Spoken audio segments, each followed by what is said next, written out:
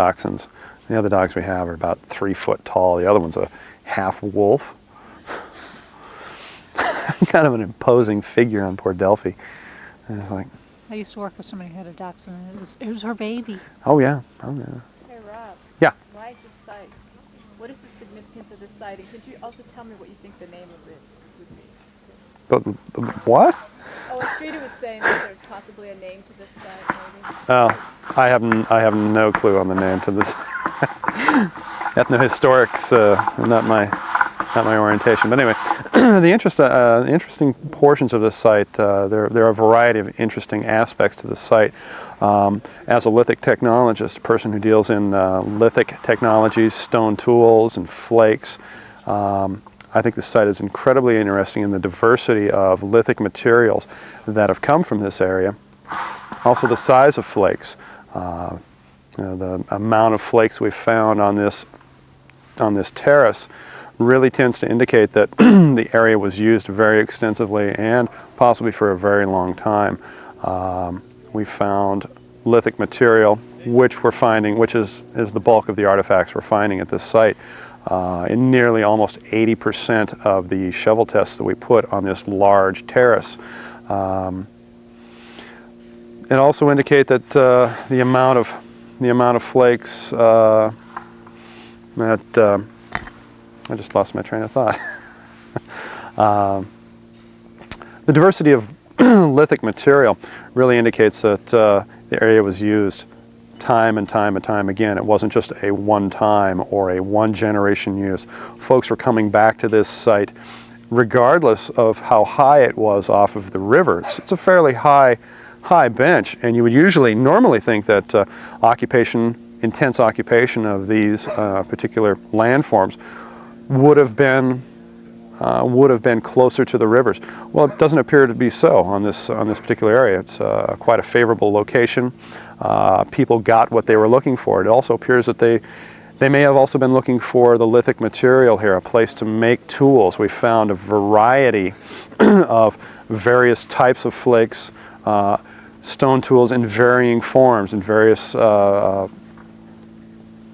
basically stages of manufacture, all the way from large primary decortication flakes, the initial flakes off of a large boulder, to finished tools, all the way up to finished tools. We found small, tiny pieces of jasper and basalt that were also utilized. So they're utilizing very large pieces of material in addition to completely using small or very minuscule pieces of chert. So I find that very interesting. Some of the material that they've gotten here is basalt.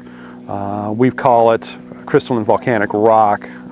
It could be a different type of material, actually kind of coarse, but they seem to be making very beautiful tools and diverse tools, all the way from just plain flakes, cutting tools, scrapers, all the way to bifacial knives and projectile points. They're using pieces of chert and jasper, which we feel is also locally derived.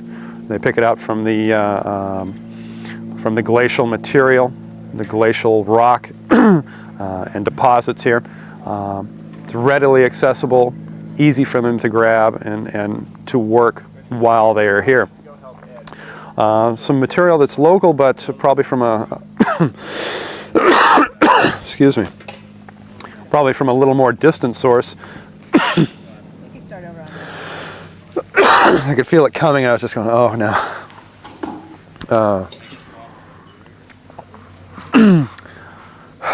Another type of material they had here is also somewhat local, but probably from about 15-20 miles away, is quartz crystal. We found a number of pieces of fractured, flaked quartz crystal here, and we find that very interesting that they're deciding to use that type of material. Adds to the, I guess, to the intrigue that they're not just dealing with local, readily accessible material. They're bringing in semi-exotic material. In some of the excavations behind me here, we are finding pieces of obsidian, flakes of obsidian. It's hoped that we can submit several of these pieces of obsidian for sourcing to hopefully find out where they came from. It's not uncommon to find obsidian, find that it has come up from the Central Oregon Basin, possibly even from British Columbia. Makes a great, it's wonderful to potentially think about several hundred years ago, maybe even several thousand years ago, the trade network that was involved in bringing this type of exotic material, the obsidian, up to this location. Understandably so, the flakes of material that we're getting of this obsidian are very small. Since the source is so far away, they're not carrying the large chunks and blocks. It appears that the inhabitants thousands of years ago were probably trading already worked pieces of obsidian up this way instead of the large blocks. So makes a pretty interesting story that you know, they're not dealing with just the local material. They're interested in getting a variety of material and using it.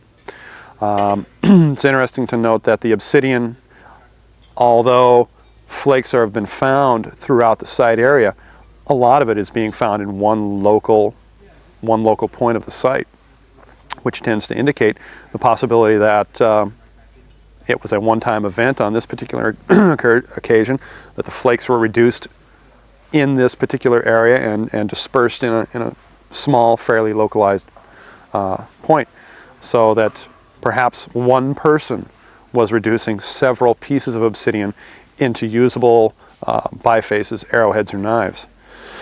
Can you talk again about the soil horizon and the location of the? You can Okay, sure, take sure. a break if you need to. Yeah. but The soil horizons and the location. Okay. Of the. Right. Yeah, yeah. Did you bring that big hunk of obsidian back here with you? No, I didn't. I want to make sure I keep that kind of stuff separate from the site area, just in case a flake of it came off and the whole bit. Since we are finding things up on top of the surface, I'd like to nap sometime, but I do most of that stuff over in the far corner, away from the site. I could probably use it as a prop, maybe. That's what I just wanted. Okay. Don't worry about it. Okay. Another interesting point about this site is that all the flakes are basically occurring throughout the entire soil strata. We are finding a lot of material on the surface. A lot of the flakes and tools are being found on the surface, as well as in the strata down below. We had hoped when we first got in here that we could find a distinct soil horizon, as distinct strata from which all the, or a large proportion of the flakes and tools could be found. After several months of excavating in here, it's, doggone it. I'm going to have you start over at after several months. After several, okay. Darn, this is, That's all right. it's frustrating. I mean, oh, I'm coughing right into the microphone. How lovely, how attractive. Yeah, I wish I had a throat lozenge for you. I know, maybe there's some. It's terrible. I get, when I'm talking to the rest of the folks, I think cough, cough, no problem. You know, they can.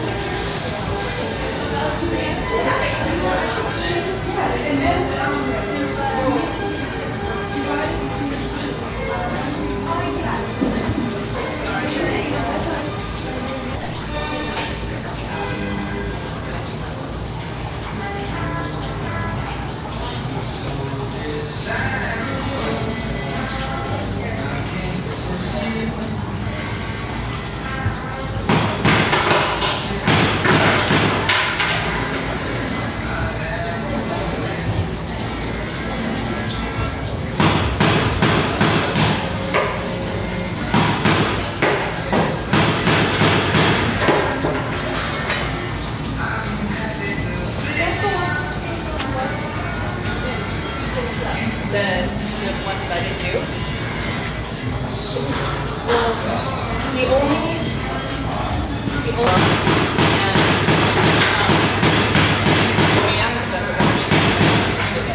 she did it, she plugged her next 6 into the last 6. So I fixed that. Barely. So there's like half a string up there. Well, I mean, I was just talking to Patty about it. I could really tell the difference. She did a fine job.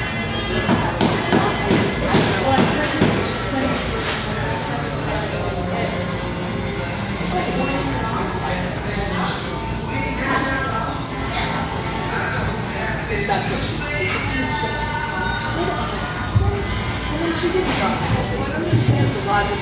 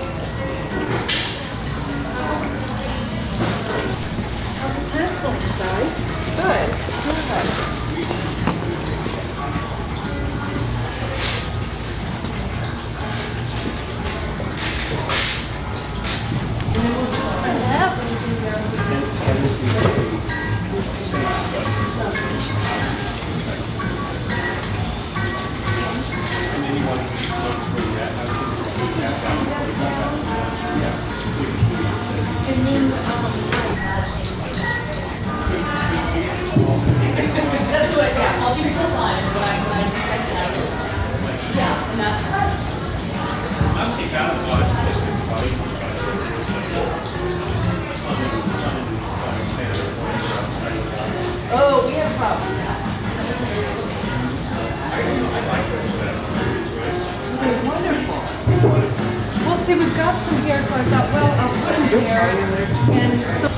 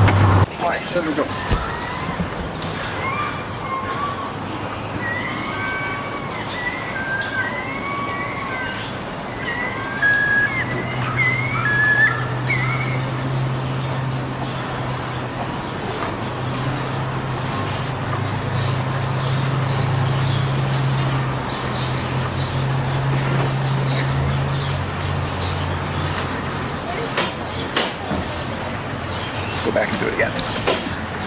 Okay, go ahead. Whoop, that's back.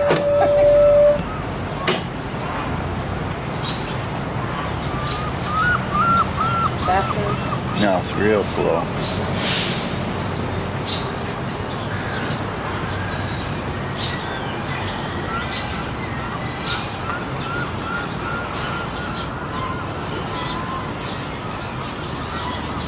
Even slower if it does.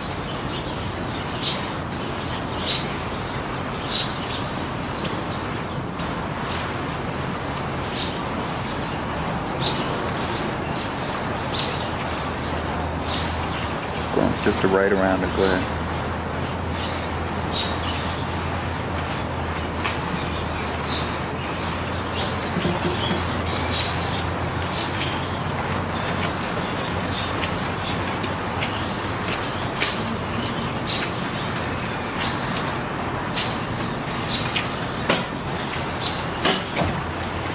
Let's try it the other direction.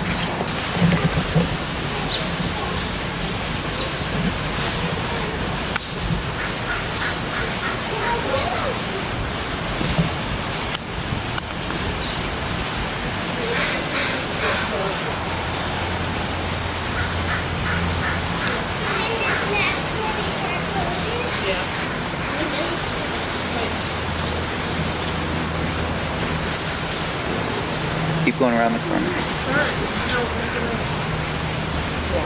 If you want to go around that way, it also works.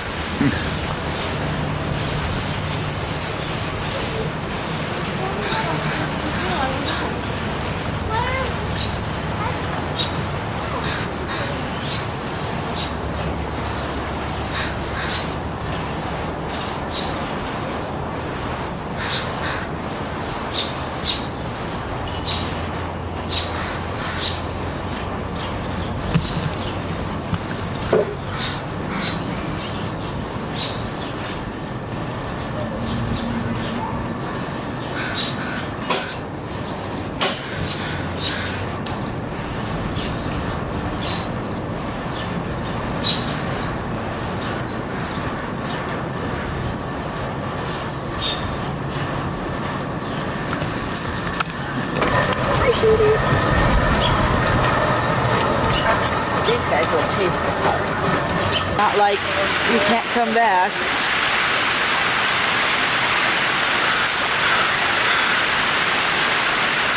Actually, no one needs to go up there. Come on now. No, she's coming. She's coming. Lottery? Yes. Yes, it's good. Let's check this out. Come on. I just didn't know for who it is. I can almost get him out by saying, hello!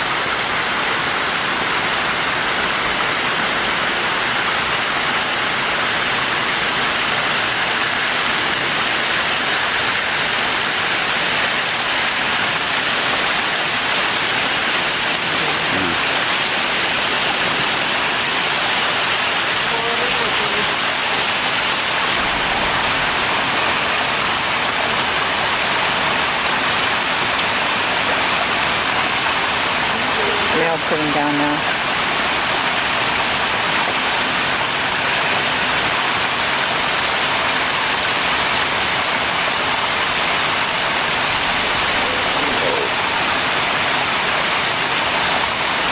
They'll be back. They'll go back to the shelter.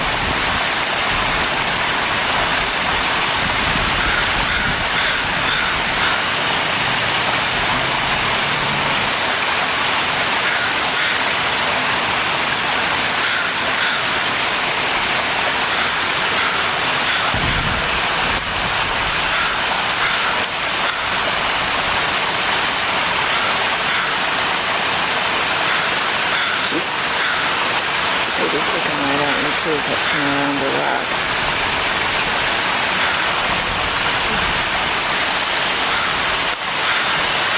Ooh, very clean straight this time.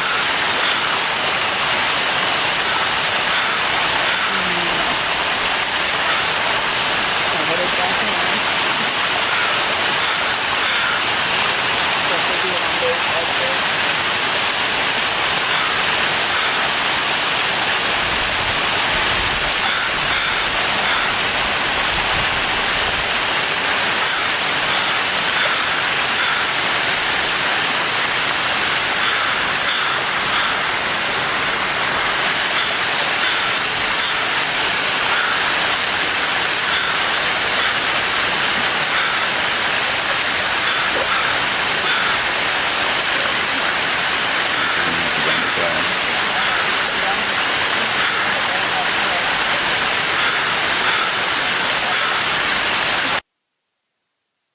Sweet girl. Ooh.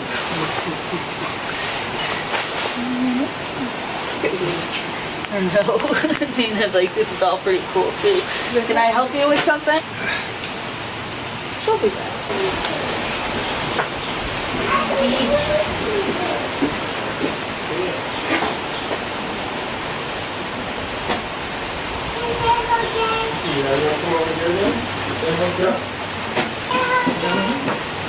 Want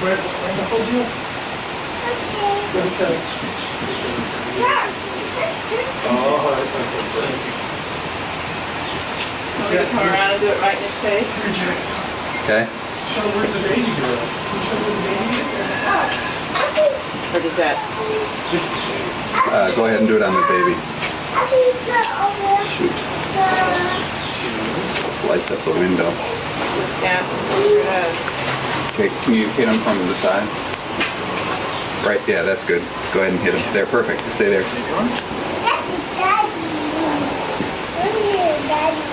Stay on the baby. Yeah, never mind. Go ahead. No, it's okay. Yeah. Sharon. It did. It's not firing. And several flake scars, as a matter of fact, that indicate that this is not a random event. Excuse me. It's a process whereby it may have been larger, and the person who pulled this out was reducing, trying to get at pieces inside or thin it down into some sort of tool. Yeah, the flakes are not random. It's an actual modified piece. They stopped for whatever reason midway through and cast it aside. Oh boy, I'm losing my losing my voice. Talking too much now. List of things again too. And excellent. Is it hard for you to look down here? Is that, it's probably a little awkward. Yeah. Yeah, the big eye, the big crystal eye. Yeah. Yeah. Sure. Actually do whatever's most comfortable. Okay. And I'll tell you when to. When to not look there. Okay. Ready to go? Okay. In addition to many of the flakes, pieces of tool stone, chips, and lithic tools that were being found here in the screens are pieces of fire-modified rock, rock that has been altered as a result of intense fire. We're still in the process of trying to determine a lot of this stuff. We're finding quite a bit of it. Whether it in fact it is natural, the process of a forest fire, or in fact a human event may have caused this. As to date, we haven't seen too many fire pits, say pits that had been ringed by rocks, but these are probably pretty good candidates. They're angular, broken in a I guess a kind of an angular way. As rock is heated and cooled differentially, it explodes and expands and contracts and basically breaks itself apart. And although this is a little more difficult to determine fire-cracked rock from naturally decaying rock, we are able to make a differentiation, a little more difficult than determining flakes from non-flaked material, but we're still collecting it, seeing what kind of material, what kind of raw material it actually is, and hopefully we'll be able to find a feature fairly soon that has real good fire-cracked rock in it, which was ringing a fire pit, and that would be a great way to determine its cultural relevance and being apart from a forest fire or some other natural event, a root burn or something like that. So anyway, that's this is fire-cracked rock, and What you guys collected anyway? pardon? How much stuff have you collected Of the fire-cracked rock, or of all this stuff? how much have we collected? Actually, we've collected quite a bit of material. The flakes are fairly easy to find and seem to be scattered throughout the entire area. Very wide and wide-ranging variety of flakes, different types of flakes. The different types of material are very noticeable, from basalt, volcanic rocks of volcanic origin, to cryptocrystalline silicates like cherts and jaspers. Quartz crystal is another common material type that we're finding, and I do believe we've during testing we found a couple of flakes of obsidian, which is a glassy type of volcanic rock of volcanic origin. Very atypical from around here. Usually obsidian occurs in Idaho and central Oregon. So the variety of raw material is very interesting, and the amount is it's pretty staggering, actually. There's a lot of material, and that's why we're excavating in this particular area behind you here. We found quite a few flakes here, debris from tool making, both core, reduction of large blocks into big flakes, as well as a variety of small, tiny chipping flakes. Number of tools, broken tools that we found in this local area, and that's why we're focusing our block excavation in this particular area, and are hoping to find features, flakes, and chipping debris in situ, basically in the place where it was left originally, prehistorically. We're looking for surfaces, activity surfaces, whereby a number of flakes and maybe tools, and hopefully fire-cracked rock features, hearths, are located in a general area, and that would be a wonderful thing to find here. But so far, we have areas of high flake production, where there's a few areas where you get a lot of flakes, on the order of perhaps 30, 40 a level per 10 centimeter level, and other areas that are not as prolific, but do show activity. And that's generally what these areas are. There are areas that prehistoric people sat and reduced the rocks into tools, a variety of tools, flakes, cutting tools, scrapers, bifaces, arrowheads, knives. A lot of times they may have taken the flakes with them, removed them to another area for further reduction. So we're trying to find out how this site fits in to the continuum. Is it a place where they collected rock and initially reduced it? Or is it an area that they lived at for quite a while, and we're trying to find there's a difference in the types of flakes, the sizes of flakes, the types of tools. That'll all give us basically a method in trying to figure out what actually the various activities that occurred here over several hundreds of thousands of years, or hundreds and thousands of years. So, big picture, small picture, all that. Any other things? I don't know where those big flakes are. Boy, those would be